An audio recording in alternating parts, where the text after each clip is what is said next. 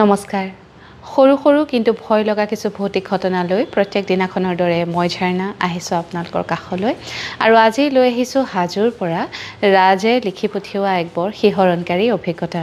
এই অভিজ্ঞতাৰ আসলতে এটা অভিজ্ঞতা নহয় বহু অভিজ্ঞতাৰ সমাহাৰ আৰু ইয়াৰ সূত্ৰপাত হৈছিলে 2009 চনৰ পৰা কি ঘটিছিলে সবিশেষ কোৱাৰ আগতে আপোনালোকক অনুৰোধ কৰিছোঁ যদিহে আপোনালোকে মোৰ ইউটিউব চেনেলটো এতিয়াও সাবস্ক্ৰাইব কৰা নাই যদি বেয়া নাপায় সাবস্ক্ৰাইব কৰি থব ইনষ্টাগ্ৰামত থকা একাউণ্টটো ফলো কৰিবলৈ নাপাহৰিব আৰু ফেচবুকৰ পেজখনো যদি এতিয়ালৈকে ফলো কৰা নাই তাকো কৰি থব ইনষ্টাগ্ৰামত সাধাৰণতে অভিজ্ঞতাবোৰৰ মানে সৰু সৰু ৰিলছবোৰ থাকে তাত এটা বেলেগ মাদকতা আপোনালোকে বিচাৰি পাব গতিকে গোটেইকেইটা প্লেটফৰ্মত ফলো কৰিবলৈ নাপাহৰিব এতিয়া আগবাঢ়ো ৰাজৰ অভিজ্ঞতাৰ ফালে 2006 চনত ৰাজৰ দেউতাকে হাজোৰ সাতদলা নামৰ ঠাইটুকুৰত এটুকুৰা মাটি কিনিলে আৰু তেওঁলোকৰ সপোনৰ ঘৰটো বনোৱাৰ যোজা আৰম্ভ কৰিলে 2009 চনত তেওঁলোকে এটা সৰুকৈ তৰ্জাবেৰৰ ঘৰ বনাই সেই ঠাইটুকুৰলৈ শিফট কৰিলে মানে আগতে তেওঁলোক বেলেগ ঠাইত আছিলে নিজৰ মাটিত তেওঁলোকে 2009 চনত থাকিবলৈ ল'লে আৰু তেতিয়াৰে পৰা ৰাজহতৰ পৰিয়ালটোত বিভিন্ন ধৰণৰ সমস্যাৰ মানে সমাহাৰ ঘটিবলৈ ল'লে তেওঁলোকে যিদিনাখনৰ পৰা সেই নতুন ঠাইটুকুৰাত থাকিবলৈ ল'লে সেই দিনাখনৰ পৰাই ৰাতি সদায় তেওঁলোকৰ ঘৰৰ টিঙত কোনোবাই শিলগুটি দলিয়ায়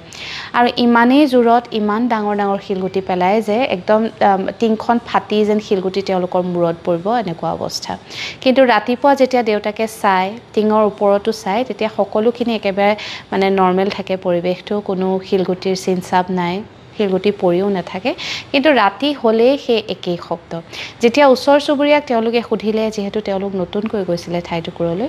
ওচৰ চুবুৰীয়াক সুধিলত তেওঁলোকে আসলতে গম পালে যে কিহৰ কাৰণে সেই মাটিটুকুৰা তেওঁলোকে ইমান কম দামত পাইছিলে সেই মাটিটুকুৰাত আগতে হেনো গাঁৱৰ মানুহে শ্মশানৰ নিচিনাকৈ ব্যৱহাৰ কৰিছিলে তাত গাঁৱৰ মানুহ ঢুকালে তাতেই খৰি দিয়ে গতিকে তাত কোনো থাকিবলৈ নাই সেয়েহে ইমান কম দামতে তেওঁলোকে মাটিটুকুৰা কিনিবলৈ পালে তেতিয়া তেওঁলোকে লাহে লাহে অনুভৱ কৰিলে যে হয় সেই ঠাইটুকুৰাত কিবা এটাটো আছে আৰু ৰাজৰ দেউতাকৰ গা অকস্মাতে বিৰাট বেয়া হ'বলৈ ল'লে আৰু এমাহৰ ভিতৰতে তেওঁ এই পৃথিৱীখন এৰি থৈ গুচি গ'ল মানে সেই নতুন ঠাইটুকুৰাত থাকিবলৈ অহাৰ এমাহৰ ভিতৰতে দেউতাকৰ গা ইমানেই বেছি বেয়া হ'ল যে তেওঁ মৃত্যুমুখত পৰিলে আৰু এই ঘটনাটো ঘটাৰ পিছত ৰাজৰ মাকে মানে কি কৰিব কি নকৰিব কাৰণ মাটিটুকুৰা ইতিমধ্যে ল'লেই আৰু ঘৰ বনাবলৈও গোটেই যোজাবোৰ আৰম্ভ কৰিলে গতিকে তেওঁলোকে লাহে লাহে তাত ঘৰ বনোৱা আৰম্ভ কৰিলে আৰু তেনেদৰে প্ৰায় 7-8 বছৰ পাৰ হৈ গ'ল আৰু সদায় ৰাতি সেই একেই শব্দ তেওঁলোকে শুনা পায় টিঙৰ ওপৰত শিলগুটি মৰাৰ কিন্তু ৰাতিপুৱালৈ একো নাথাকে আৰু লাহে লাহে ৰাজৰ মাকৰ গাটো বেয়া হ'বলৈ ল'লে 2019 চনৰ কথা 2009ৰ পৰা 19 লৈকে তেওঁলোক তেনেদৰে থাকিলে জীৱন যুদ্ধত আগুৱাই গৈ থাকিলে কিন্তু 2019 চনত ৰাজৰ মাকৰ দেউতাকৰ নিচিনাকৈ অকস্মাতে গাটো বেছি বেয়া হ'বলৈ ল'লে ইমানেই বেছি বেয়া হৈ থাকে মানে তেওঁ উঠি গৈ ভাত সাজু বনাব নোৱাৰে এদিনাখনৰ কথা ৰাজ আৰু ৰাজৰ ভনীয়েকে ভাবিলে যে ৰাতি তেওঁলোকে ৰুটি খাব সেয়ে দুয়োজনে গৈ পাকঘৰত ৰুটি বনাবৰ কাৰণে যোজা কৰিছে মাক বিছনাত শুই আছে তেওঁলোকৰ পাকঘৰৰ পিছফালে পুখুৰীটো আছিলে মাটিটুকুৰা তেওঁলোকৰ ঘৰৰ পুখুৰীটো আৰু তাৰ গাতে লাগি এখন প্ৰকাণ্ড বিল আছে তাৰ পিছত তেওঁলোকে সেই পুখুৰী আৰু বিলৰ মাজৰ পৰা এটা শব্দ শুনা পাইছে কোনোবাই যেন বিৰাট ইনাই বিনাই কান্দিছে এই শব্দটো শুনাৰ লগে লগে ৰাজ আৰু ৰাজৰ ভনীয়েকে বিৰাট ভয় খালে আৰু ভয় খাই মাকৰ ওচৰলৈ গ'ল মাকক ক'লে গৈ মাকে তেতিয়া ক'লে হয়তো চাগে কাৰোবাৰ গৰু ছাগলী পথাৰত থাকিলে আৰু ৰাতি হোৱাৰ কাৰণে ভয়তে কান্দিছে তহঁতে ইমান চিন্তা নকৰিবি আৰু বেছি ভয় লাগিছে যদি একো বনাব নালাগে গুচি আহ যি আছে তাকে খাই শুই থাকিম কিন্তু ৰাজহতৰ খাবলৈও মন গৈছে ৰুটি বহুত দিন খোৱাও নাই সেইবুলি আকৌ ককায়েক ভনীয়েকে সাহ কৰি পাকঘৰলৈ গ'ল এইবাৰো সেই শব্দটো শুনি থকাত ৰাজে ভাবিলে খিৰিকীখন খুলি ভালকৈ শুনোচোন কি শব্দ হৈছে সেইবুলি তেওঁ পাকঘৰৰ চৌকাটোৰ ওপৰতে ওচৰ লগতে গাতে লাগি থকা খিৰিকীখন খুলি দিলে খিৰিকীখন খোলাৰ লগে লগে এজাক বিৰাট চেঁচা বতাহ তেওঁলোকৰ ঘৰলৈ সোমাই আহিলে পাকঘৰলৈ সোমাই আহিলে দুইটা ককায়েক ভনীয়েকৰ গা একদম চেঁচা পৰি গ'ল মানে ইমান ঠাণ্ডা বতাহ আৰু লগে লগে সেই শব্দটো যিটো শব্দই ইনাই বিনাই আছিলে বাহিৰত সেই শব্দটো ভিতৰলৈ সোমাই আহিলে তাৰপিছত অকণমান মানে আচহুৱা অনুভৱ কৰিলে ৰাজহঁতে তথাপিতো ৰুটি চুটি বনাই খাই বৈ শুই থাকিলে আৰু তাৰ পিছত তেওঁলোকে মানে বিভিন্ন ধৰণৰ বস্তু ঘৰত দেখা পোৱা হ'ল কোনোবা যদি তেওঁলোকৰ ঘৰত ৰাতি ভাত খাবলৈ আহে বা থাকিবলৈ আহে কোনো তাত থাকিব নোৱাৰে এজন একদম গা জ্বলা মানুহ মানে জুয়ে পুৰা মানুহৰ ছালখন যেনেকুৱা থাকে তেনেকুৱা মানুহ দেখা পায় কেতিয়াবা সেই পাকঘৰৰ খিৰিকীখন যদি খোলা থাকে খিৰিকীখন ধৰি কোনোবাই যেন থিয়হি আছে হাতখন দেখা পায় জুইৰে জ্বলা আৰু এবাৰ এনেকুৱা হ'ল এজন গাঁৱৰে এজন ককায়েক মানে ৰাতি ভাত খাবলৈ আহিছিলে তেওঁ পাকঘৰত বহি কথা পাতি আছে তেওঁ তেতিয়া সেই খিৰিকীখনেদি দেখিছে কোনোবাই মানে খিৰিকীৰ ফালে পিঠি দি থিয়হি আছে আৰু সেই গোটেই পিঠিখন জুয়ে পুৰা সেই মানুহজন দেখাৰ লগে লগে গাঁৱৰ ল'ৰাজনে চিঞৰ বাখৰ কৰি লগে লগে নিজৰ ঘৰলৈ গুচি গ'ল তাৰপিছত যিহেতু ৰাজ ভনীয়েক আৰু মাক অকলে থাকে সেয়েহে গাঁৱৰ মোমায়েকক তেওঁলোকে মাতি পঠিয়ালে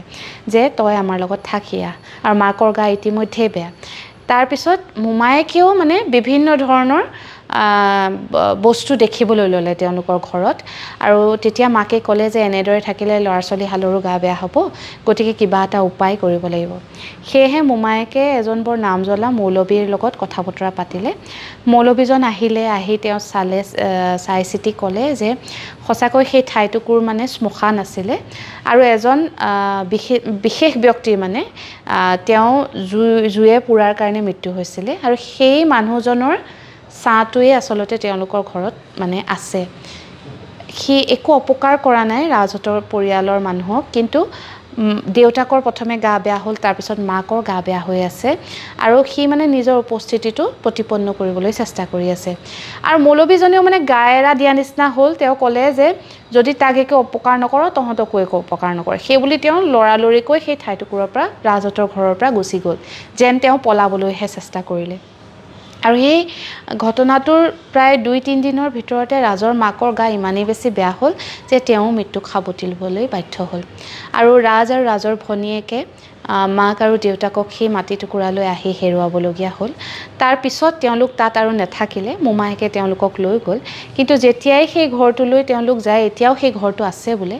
আৰু কোনো তাত থাকিব নোৱাৰে বিশেষকৈ সেই পাকঘৰটোত যেতিয়া সোমায় বিৰাট এটা গধুৰ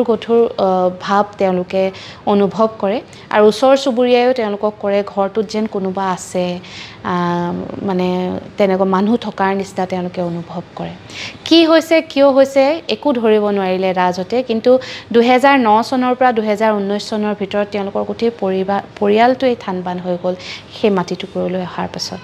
ৰাজে শেষত লিখিছে যে এতিয়া তেওঁ ডাঙৰ হ'ল নিজৰ কামত ব্যস্ত ভনীয়েকো নিজৰ পঢ়া শুনাত ব্যস্ত কিন্তু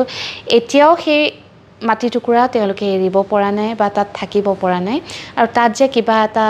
নিগেটিভ এনাৰ্জি আছে সেইটো খাটাং আৰু যাৰ লগত হয় সিহে বুজি পায় বুলি শেষত ৰাজে এষাৰ বাক্য লিখিছে সঁচাকৈ এই এনেকুৱা ঘটনাবোৰ আচলতে যাৰ লগত হয় যোন ভুক্তভোগী তেওঁহে তাৰ মানে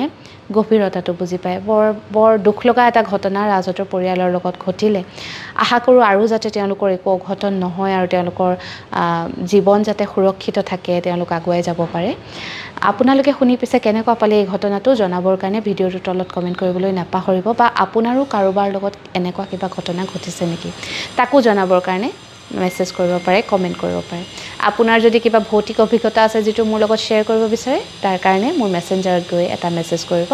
মাৰ্চ মাহৰ একেবাৰে শেষৰ ফালৰ অভিজ্ঞতাবোৰ পঢ়ি আছোঁ বহুতে সুধি আছে কোন মাহৰ অভিজ্ঞতা পঢ়ি আছে এপ্ৰিল পোৱাহিয়ে নাই গতিকে লাহে লাহে আগবাঢ়ি গৈ আছোঁ